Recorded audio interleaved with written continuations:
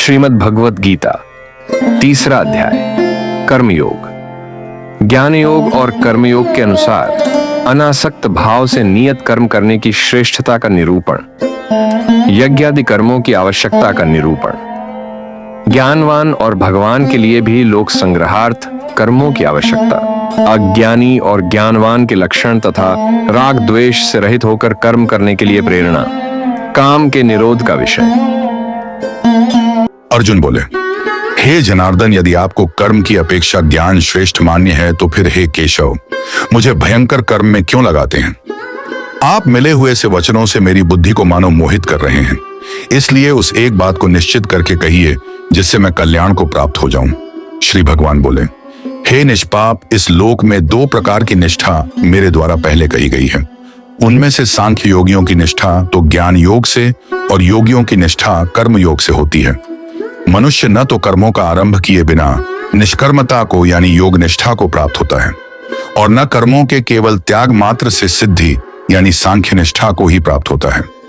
निसंदेह कोई भी मनुष्य किसी भी काल में क्षण मात्र भी बिना कर्म किए नहीं रहता, क्योंकि सारा मनुष्य समुदाय प्रकृति जनित गुणों द्वारा परवश हुआ कर्म करने के लिए बाध्य किया जाता है।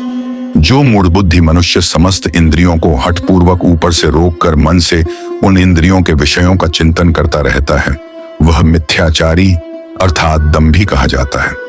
किंतु हे अर्जुन, जो पुरुष मन से इंद्रियों को वश में करके अनासक्त हुआ समस्त इंद्रियों द्वारा कर्मयोग का आचरण करता है, वही श्रेष्ठ है।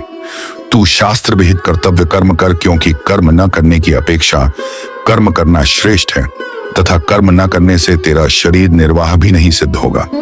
यज्ञ के निमित्त किए जाने वाले कर्मों से अतिरिक्त दूसरे कर्मों में लगा हुआ ही यह मनुष्य समुदाय कर्मों से बंधता है। इसीलिए हे अर्जुन, तू आसक्ति से रहित होकर उस यज्ञ के निमित्त ही भली भांति कर्तव्य कर्म कर। प्रजापति ब्रह्मा ने कल्प के आदि में यज्ञ सहित प्रजाओं को रचकर उनसे कहा कि तुम लोग इस यज्ञ के द्वारा वृद्धि को प्राप्त हो और यह यज्ञ तुम लोगों को इच्छित भोग प्रदान करने वाला है। तुम लोग इस यज्ञ के द्वारा देवताओं को उन्नत करो और वे देवता तुम लोगों को उन्नत करें। इस प्रकार निस्वार्थ भाव से एक दूसरे को उन्नत करते हुए तुम लोग परम कल्याण को प्राप्त हो जाओगे। यज्ञ के द्वारा बढ़ाए हुए देवता तुम लोगों को बिना मांगे ही इच्छित भोग निश्चय ही देते रहेंगे। इस प्रकार उन देवताओं के द्वारा दिए हुए भोगों को जो पुरुष उनको बिना दिए स्वयं भोगता है, वह चोर ही है। यज्ञ से बचे हुए अन्न को खाने वाले श्रेष्ठ पुरुष सब पापों से मुक्त हो जाते हैं, और जो पापी लोग अपना शरीर पोषण करने के लिए ही अन्न पकाते हैं, वे तो पाप को ही खाते हैं। संपूर्ण प्राणी अन्न से उत्पन्न होते हैं। अन्न की उत्पत्ति वृष्टि से होती है, वृष्टि यज्ञ से होती है और यज्ञ विहित कर्मों से उत्पन्न होने वाला है। कर्म समुदाय को तू वेद से उत्पन्न और वेद को अविनाशी परमात्मा से उत्पन्न हुआ जान। इससे सिद्ध होता है कि सर्वव्यापी परम अक्षर परमात्मा सदा ही यज्ञ में प्रतिष्ठित है। हे पार्थ, जो पुरुष इस लोक में इस प्रकार परंपरा से प्रचलित सृष्टि चक्र के अनुकूल नहीं बरतता, अर्थात अपने कर्तव्य का पालन नहीं करता, वह इंद्रियों के द्वारा भोगों में रमण करने वाला पापाय पुरुष व्यर्थ ही जीता है। परंतु जो मनुष्य आत्मा में ही रमण करने वाला और आत्मा में ही तृप्त तथा आत्मा में ही संतुष्ट हो, उसके लिए कोई कर्तव्य नहीं है। उस महापुरुष का इस विश्व में न तो कर्म करने से कोई प्रयोजन रहता है और न कर्मों के न करने से ही कोई प्रयोजन रहता है, तथा संपूर्ण प्राणियों में भी इसका किंचित मात्र भी स्वार्थ का संबंध नहीं रहता।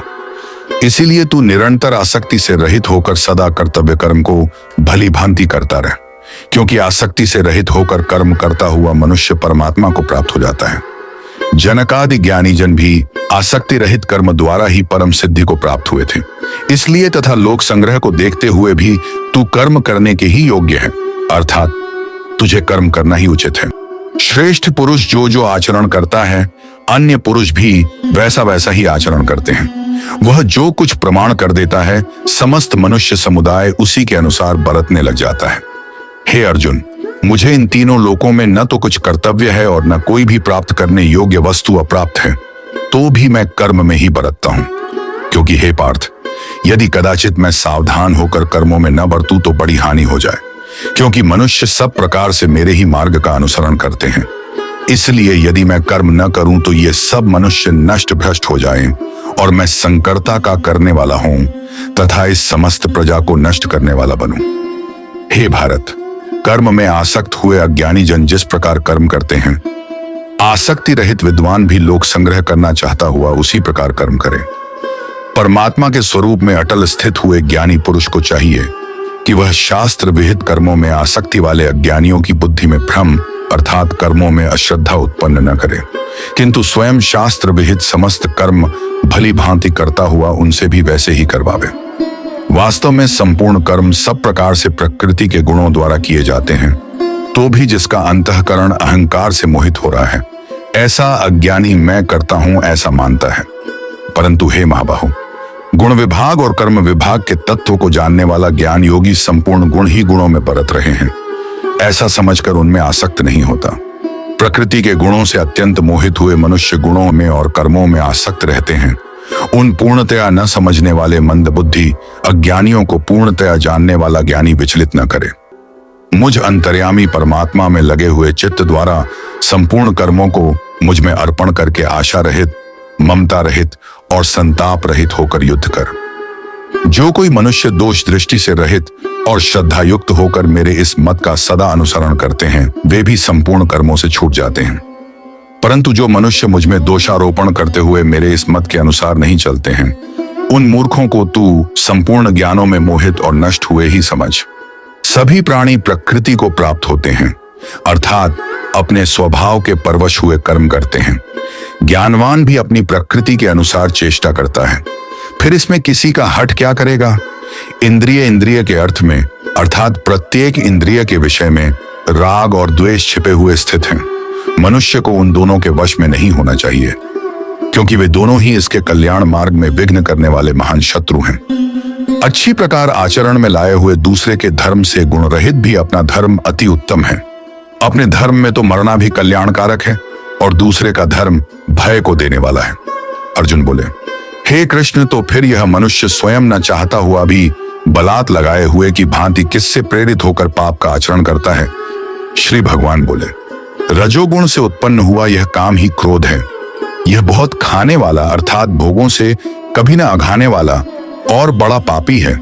इसको ही तू इस विषय में वैरी जान। जिस प्रकार धुएं से अग्नि और मैल से दर्पण ढका जाता है तथा जिस प्रकार जेड़ से गर्भ ढका रहता है, वैसे ही उस काम के द्वारा यह ज्ञान ढका रहता है। और हे अर्जुन, इस अग्नि के समान कभी न पूर्ण होने वाले कामरूप ज्ञानियों के नित्य वैरी के द्वारा मनुष्य का ज्ञान ढका हुआ है। इंद्रियां, मन और बुद्धि ये सब इसके वास स्थान कहे जाते हैं। यह काम इन मन, बुद्धि और इंद्रियों के द्वारा ही ज्ञान को आच्छादित करके जीवात्मा को मोहित करता है। इसलिए हे अर्जुन, तू पहले इंद्रियों को वश में करके इस ज्ञान और विज्ञान का नाश करने वाले महान पापी काम को अवश्य ही बलपूर्वक मार डाल।